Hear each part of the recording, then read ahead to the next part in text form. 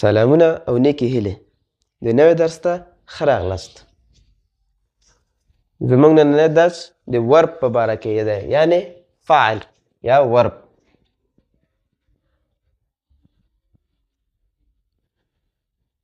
دا د انګلیسي جملاتو کې د جملاتو زړه دی، یعنې heart of sentences. ورب heart of sentences دی. ورب ته مو فعل وایو. ورب یعنی فعل، عمل، حالت یا پیښه.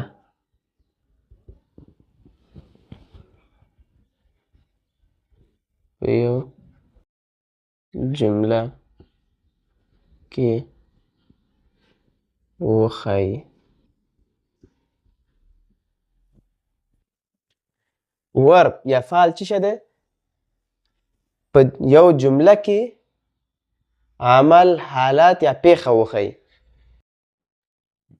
نو د فعل یا د ورب دا معنا ده چې هغه په یو جمله کې خپل حالت یا کم عمل چې پکې کیږي یا کم پیښه چې کیږي هغه وښایي. مثال: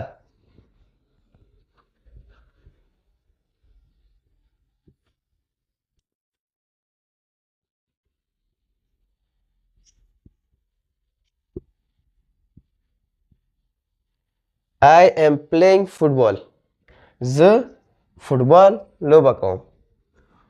playing عمل شو، نو دلته دا playing ورب دی. که ما playing نو ویلی، I am football یوازې ویلی، نو هېڅ څوک هم نه پوهېده چې دلته دا جمله څه معنا لري. یا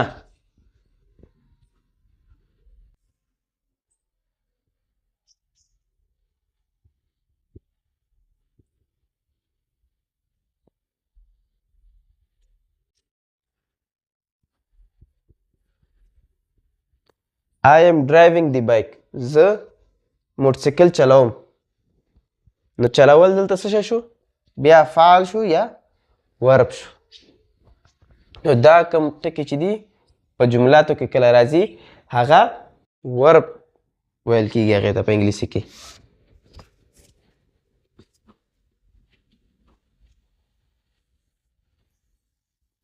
د ورب ترجمه په انګلیسي کې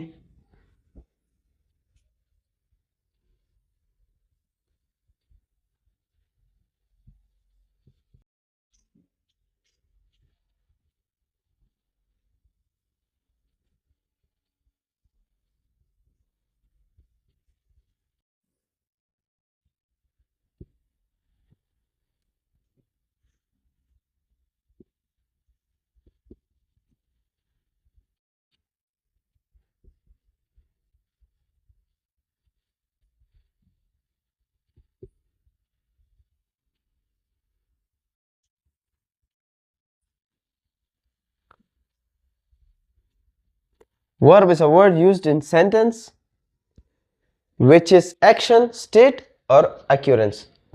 verb هغه لغات ده چې په یو جمله کې استعمالیږي چې هغه یا action یعنی عمل، state حالت او occurrence یعنی پیښه وي. نو دا درې قسمه حالت کې هغې ته verb ویل کیږي.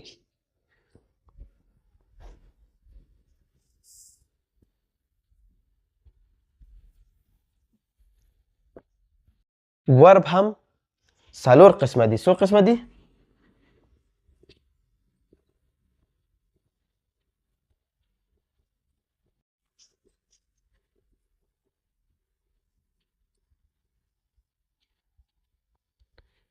ورب څلور قسمه دي. لومړی action، دوهم state، دریم helping او څلورم linking. action verb، state of verb، helping verb او linking verb. څلور قسمه verb موږ لرو. نو بل ویډیو کې به ان شاء الله موږ دا د څلور قسمه ورب هم معنا کو، یعنې د هغې ولیکو چې د اکشن ورب څه ته وایي، سټیټ ورب څه ته وایي، هیلپینګ ورب څه ته وایي او لینکینګ ورب څه ته وایي. فی الحال هم دې درس کې صرف دا زده کړه چې ورب یعنې فعال څه ته ویل کېږي. هغه لغات چې په جمله کې استعمالي کېږي د عمل، حالت یا پیښه معنا ورکوي هغه ورب دی. That is used in a sentence which is action, state or occurrence. او ورب څو قسمه دي؟ څلور قسمه دي: action, state, helping and linking. بل درس کې ان شاء الله موږ به د ورب څو قسمه دي هغه به زده کړو.